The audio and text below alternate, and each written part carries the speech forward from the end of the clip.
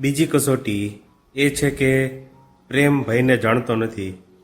જ્યાં સુધી માણસ ઈશ્વરને એક એવા પુરુષ તરીકે ઓળખે છે જે એક હાથમાં પુરસ્કાર અને બીજા હાથમાં દંડ લઈને વાદલા ઉપર બેઠેલો છે, ત્યાં સુધી પ્રેમ હોઈ શકે નહીં.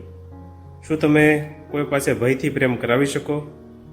ઘેટું સિંહને ચાહે છે, ઉંદર બિલાડીને ચાહે છે, ગુલામો તેના માલિકોને ચાહે છે.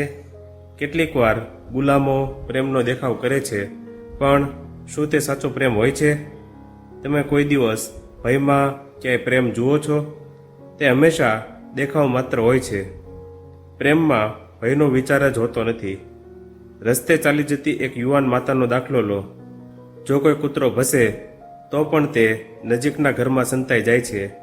હવે બીજે દિવસે તે બાઈ પોતાના બાળકને સાથે લઈને નીકળે છે અને ધારો કે સિંહ તેના બાળક પર તરાપ મારે છે, તો તે માતાનું સ્થાન ત્યારે ક્યાં હશે? માતા પોતાના બાળકને બચાવવા માટે સિંહના મોંમાં. પ્રેમે તેનો બધો ભય જીતી લીધો હશે. ઈશ્વરના પ્રેમ વિશે પણ તેવું જ છે.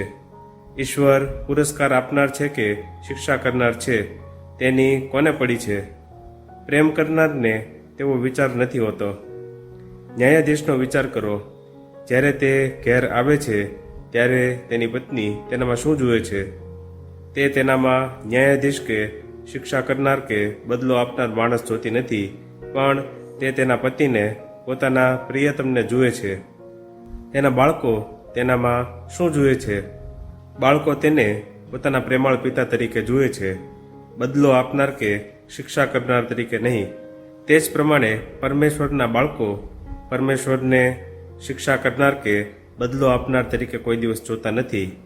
જે લોકોએ કદી પ્રેમનો સ્વાદ લીધો નથી એવા લોકો જ ભયથી ધ્રુજે છે. બધી બીકને છોડી દો. શિક્ષા કરનાર કે બદલો આપનાર તરીકે ઈશ્વર વિશેના ભયંકર વિચારોને જંગલી માણસના મનમાં ભલે સ્થાન હોય.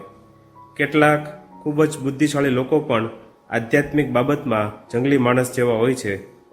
તે લોકોને આવા વિચારો કદાચ મદદ કરે, પરંતુ જે માણસો આધ્યાત્મિક છે, જેઓ ધર્મની નજીક ગયેલા છે, જેનામાં આધ્યાત્મિક દ્રષ્ટિ ખુલી ગઈ છે, તે લોકોને માટે આવા વિચારો માત્ર બાલિશ અને મૂર્ખાઈ ભરેલા છે.